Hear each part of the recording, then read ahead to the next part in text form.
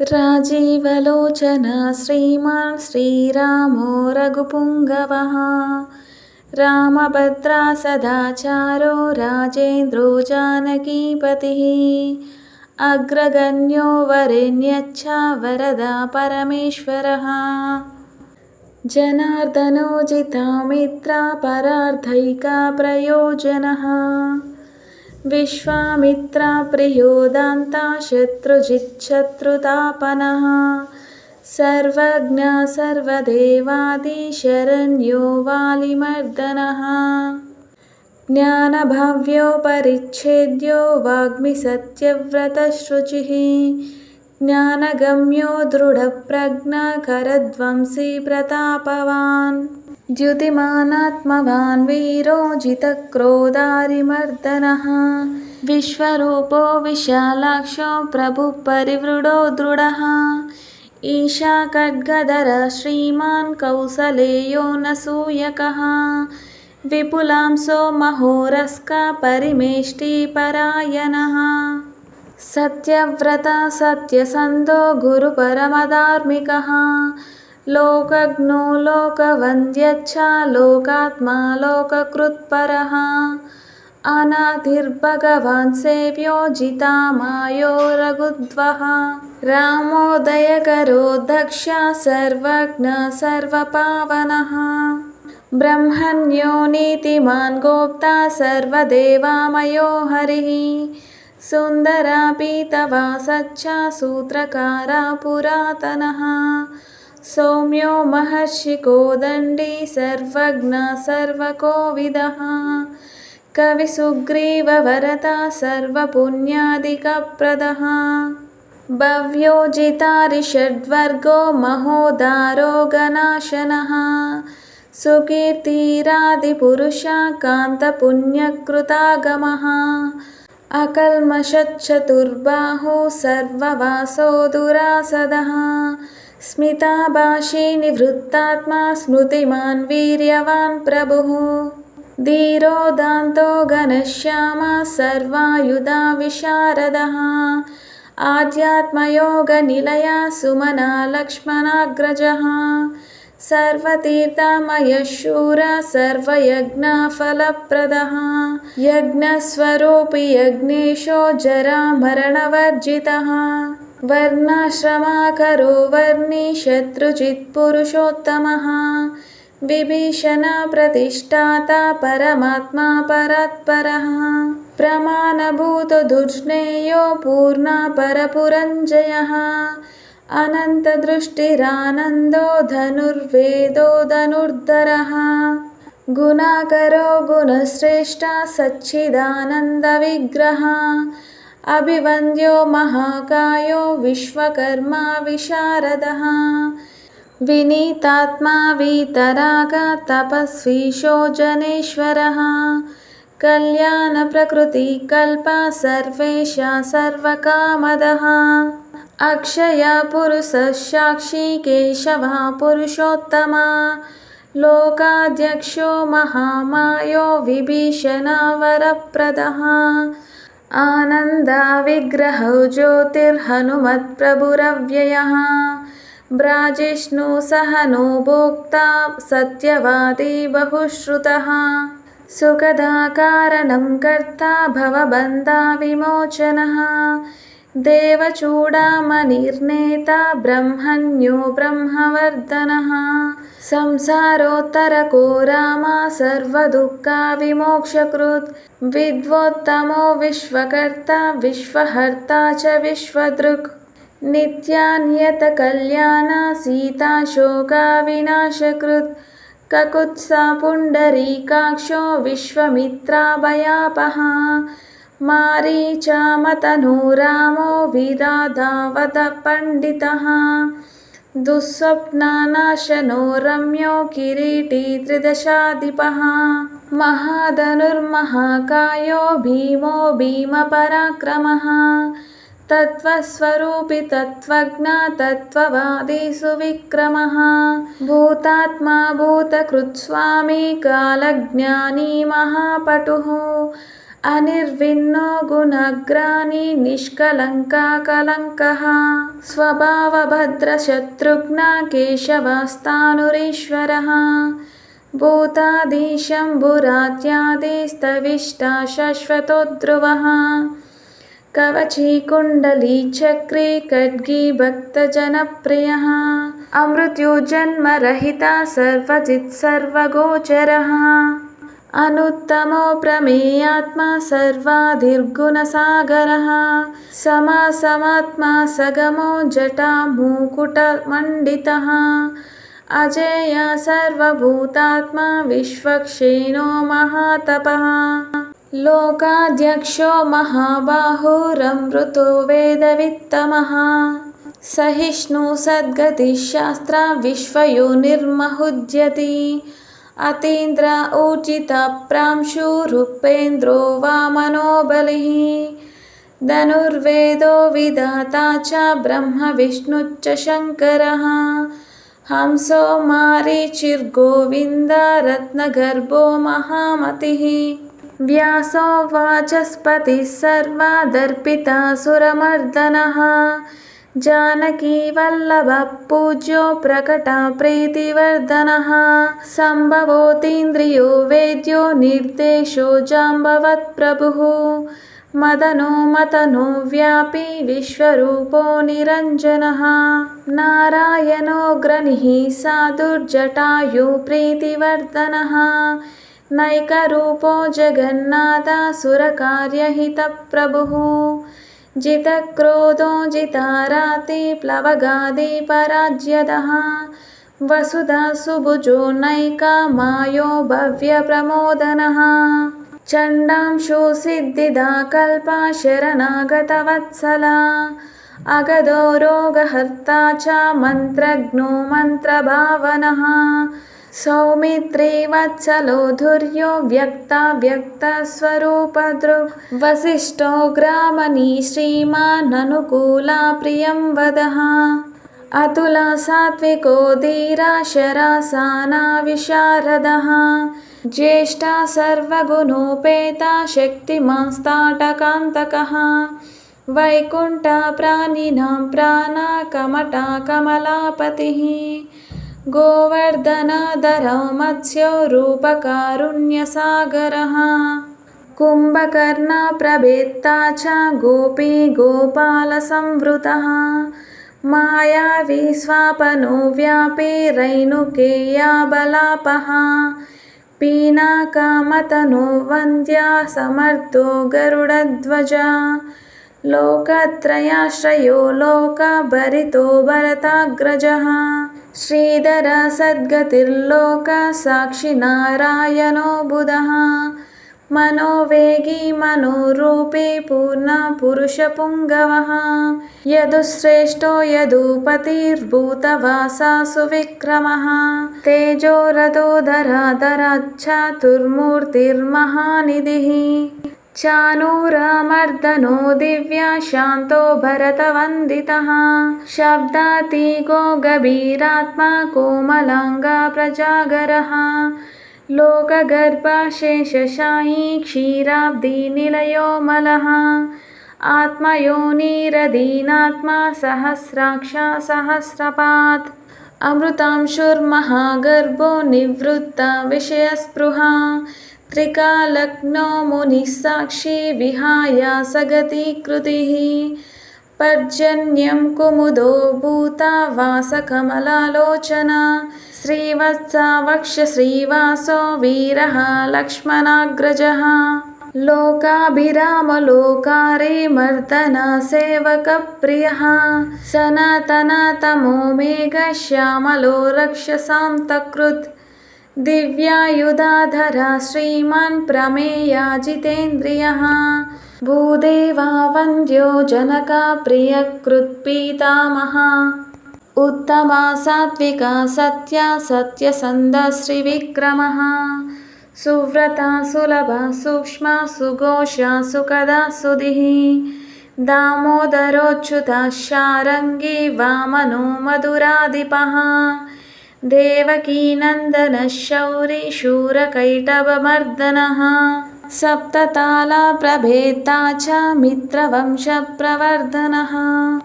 कालस्वरूपी कालात्मा कालाकल्याणदः कविः संवत्सरा ऋतुपक्षो ह्ययनं दिवसो युगः स्तव्यो विविक्तोर्निर्लेपः सर्वव्यापी निराकुलः अनादिनिधनः सर्वलोकपूज्यो निरामयः रसो रसज्ञसारज्ञो लोकसारो रसात्मकः सर्वदुःखातिघो विद्या राशि परमगोचरः शेषो विशेषविगतः कल्मषो रघुनायकः वर्णश्रेष्ठो वर्णव्याह्यो वर्णो वर्णगुणोज्ज्वलः कर्मसाक्ष्यामरश्रेष्ठो देवदेवासुखप्रदः देवादिदेवो देवर्षिर्देवासुरनमस्कृतः सर्वदेवामयच्छक्रे शार्गपाणिरनुत्तमः मनोबुद्धिरहङ्कारा प्रकृतिपुरुषो व्ययः अहल्यापावनस्वामी पितृभक्तो वरप्रदः न्यायो न्यायी नयी श्रीमन्नयो नगरधरो ध्रुवः लक्ष्मी विश्वम्भरभर्ता देवेन्द्रो बलिमर्दनः वानारीमर्दनो यज्वानुत्तमो मुनिसेवितः देवाग्रणी शिवध्याना तत्परा परमपरः सामगानप्रियो क्रूरा पुण्यकीर्ति सुलोचनः पुण्यपुण्यादिका पूर्वा पूर्णपुरायिता रविः जटिला कल्मषद्व्यान्ता प्रभञ्जना विभावसुः अव्यक्ता लक्षणो व्यक्तो दशस्याद्विपकेसरी कलानिधि कलारूपो कमलानन्दवर्धनः जयोजितारि सर्वादिशमनोभवभञ्जनः अलङ्करिष्णुरचलो रोचिष्णुर्विक्रमोत्तमः अंशुशब्दपतिशब्द गोचरो रञ्जनो रघुः निःशब्द प्रणवो माली स्थूलसूक्ष्मो विलक्षणः आत्मयोनिरयो नित्या सप्तजिह्वा सहस्रपात् सनातनतमस्वग्रीपेशलो जिविनाम्बरः शक्तिमान् शङ्खधृन्नाथ गदा पद्मारथाङ्गभृत् निरीहो निर्विकल्पच्च चिद्रूपो वेदसाध्वसः शतानना सहस्राक्ष शतमूर्तिर्जनप्रभः हृत्पुण्डरीकशयना कठिनो ध्रुव एव च उग्रो ग्रहपतिः कृष्णो समर्थो नर्तनाशनः अधर्मा शत्रुरक्षोघ्ना पुरुहूता पुरुष्टुतः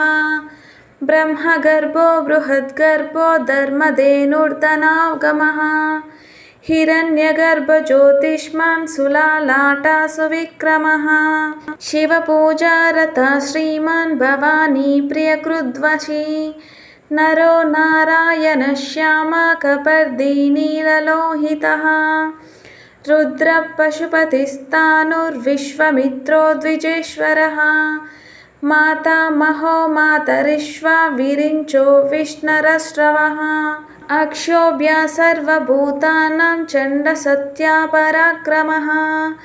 बालकिल्यो महाकल्पकल्पवृक्षाकलाधरः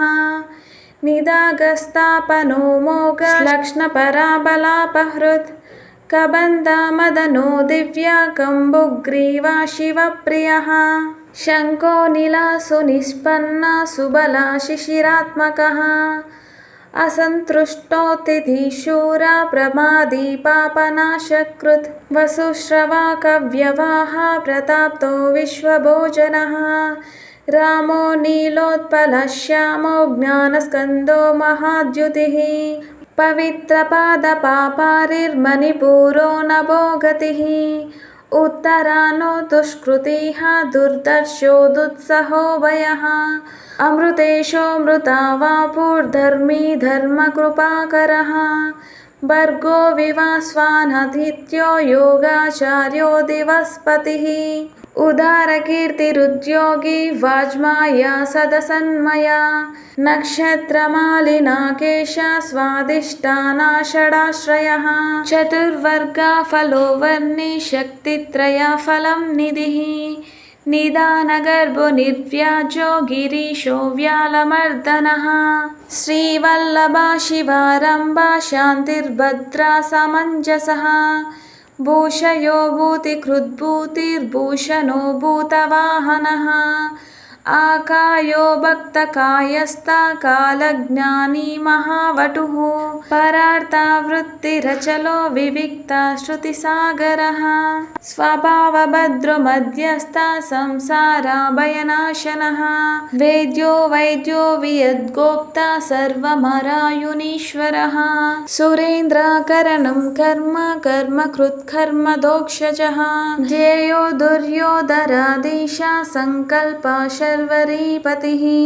परमार्था गुरुर्वृद्धा शुचिराश्रितवत्सला विष्णुर्जिष्णुर्विभुर्योग्ना यज्ञेशो यज्ञपालकः प्रभविष्णुर्गसिष्णुच्च लोकात्मा लोकभावनः केशवा केशिहा काव्या कविकारणकारणं कालकर्ता कालशेषो वासुदेवा पुरुष्टुतः आदिकर्ता वराहच्च माधवो मधुसूदनः नारायणो नरो हंसो विश्वक्सेनो जनार्दनः विश्वकर्ता महायज्ञो ज्योतिष्मान् पुरुषोत्तमः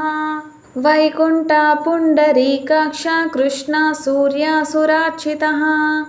नारसिंहो महाभीमो वक्रदंष्ट्रो नखायुधः आदिदेवो जगत्कर्ता योगीशो गरुडध्वजः गोविन्दो गोपतिर्गोप्ता भूपतिर्भुवनेश्वरः पद्मनाभो हृषीकेशो दाता दामोदरप्रभुः त्रिविक्रमस्त्रिलोकेश ब्रह्मेश प्रीतिवर्धनः वामनो दुष्टदमनो गोविन्दो गोपवल्लभः भक्तिप्रियोच्युतः सत्या सत्यकीर्तिधृतिस्मृतिः कारुण्यं करुणो व्यासा पापः शान्तिवर्धनः संन्यासी शास्त्रतत्त्वज्ञो मन्दिराद्रिनिकेतनः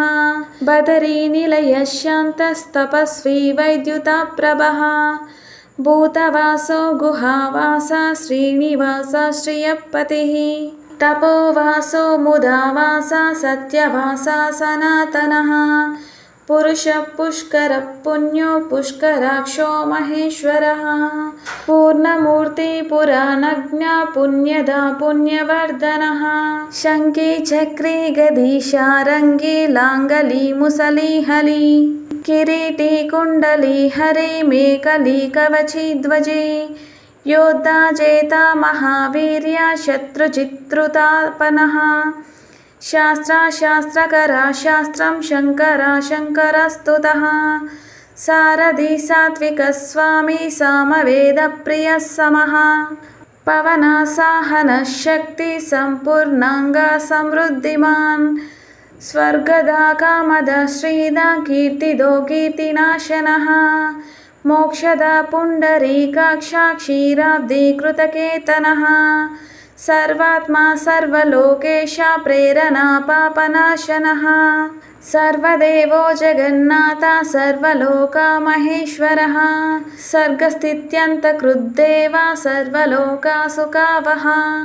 अक्षय्य शाश्वतोऽनन्ताक्षयवृद्धिविवर्जिता निर्लेपो निर्गुणः सूक्ष्मो निर्विकारो निरञ्जनः सर्वोपाधिविनिर्मुक्ता सत्ता मात्रा व्यवस्थितः अधिकारी विभुर्नित्या परमात्मा सनातनः अचलो निर्मलो व्यापी नित्यतृप्तो निराश्रयः श्यामो युवा लोहिताक्षो दीप्तस्योमितभाषणः आजानुबाहु सुमुखः सिंहस्कन्दो महाभुजः सत्यवान् गुणसम्पन्नः स्वयं तेजः सुदीप्तिमान् कालात्मा भगवान् कालचक्रप्रवर्तकः नारायण परञ्ज्योति परमात्मा सनातनः विश्वसृड्विश्वगोप्ता च विश्वभोक्ता च शाश्वतः विश्वेश्वरो विश्वमूर्तिर्विश्वात्मा विश्वभावनः सर्वभूतासृहुच्छान्ता सर्वभूतानुकम्पनः सर्वेश्वरेश्वरः सर्वः श्रीमानाश्रितवत्सलः सर्वगा सर्वभूतेश सर्वभूताशयस्थितः अभ्यन्तरस्ततमसच्चेत्ता नारायणः परः अनादिनिधनस्रष्टा प्रजापतिपतिर्रहि नरसिंहो हृषीकेश सर्वात्मा सर्वदृग्वशिः जगतस्तस्तु षच्चैव प्रबृह्णीत सनातना कर्ता दाता विधाता च सर्वेषां प्रभुरीश्वरः सहस्रमूर्धविश्वात्मा विष्णुर्विश्वदृग्व्ययः पुराणपुरुषस्रष्टा सहस्राक्षा सहस्रपात् तत्त्वं नारायणो विष्णुर्वासुदेवो सनातनः परमात्मा परं ब्रह्म सच्चिदानन्दविग्रहः परञ्ज्योति परन्धाम पराकाश परात्परः अच्युता पुरुषः कृष्ण शाश्वतः शिव ईश्वरः नित्यसर्वगतस्तानो रुद्रसाक्षी प्रजापतिः हिरण्यगर्भसविता लोककृल्लोकभृद्विभो रामा श्रीमान् महाविष्णुर्जिष्णुर्देवाहितावः तत्त्वात्मा तारकं ब्रह्म शाश्वतं सर्वसिद्धिदः अकालावाच्यो भगवान् श्रीर्भूनीलपति पुमान् सर्वलोकेश्वरः श्रीमान् सर्वज्ञः सर्वतोमुखः स्वामी सुशीलसुलभः सर्वज्ञः सर्वशक्तिमान् नित्यसम्पूर्णकामच्च नैसर्गिकसुहृत्सुतिः कृपापीयूषजलधि शरण्य सर्वदेहिनां श्रीमन्नारायणः स्वामी जगतां पतिरीश्वरः श्रीशा शरण्यो भूतानां संश्रिताभीष्टदायकः अनन्तः श्रीपतिरामो गुणभृन्निर्गुणो महान्